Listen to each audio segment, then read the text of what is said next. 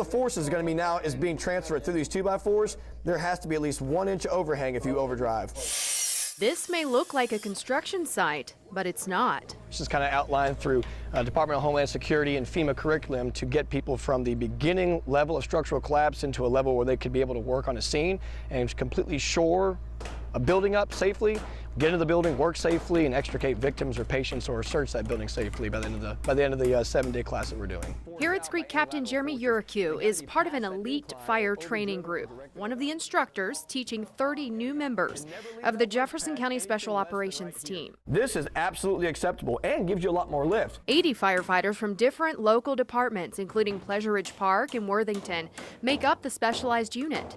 These teams were created across the country after 9/11. So in the event that a tornado would come through here, high winds, or just a terrorist attack, or maybe just a structure fire that causes the building to become weak, once that building collapses or gets into imminent collapse, that is not something that firefighters are trained from day one to the whole point of their career to be able to deal with. So these special operation teams, these special operation members that we're training up this week will have the ability to be able to respond to those kind of events. And those events have become more frequent. In the Louisville Metro alone, officials estimate there are 5,000 vacant and abandoned buildings. Add that to an aging infrastructure and buildings being built bigger and taller than ever, members of JSOC say firefighting has changed, and they have to adapt. There's a pretty big need for specialized technical rescue around the county, particularly in the southwest end. There's not a lot, so by doing this we can really assist the community with any kind of special needs they have outside of normal firefighting.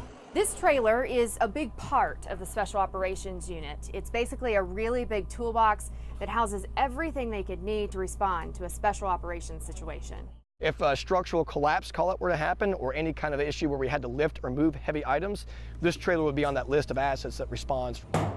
While basic carpentry skills are the focus here, JSOC members are constantly learning new techniques as they train once a month, every month. We're going to teach these guys how to physically defeat concrete in its strongest forms, physically defeat steel, get through wood, and get through other things that are going to keep us from getting to a person who might be trapped in a rubble pile, let's say. The Jefferson County Special Operations Team mainly serves local communities, but the governor can request the team respond to any community in the state. JSOC is funded by taxpayer dollars. Jennifer Bayless, WLKY News.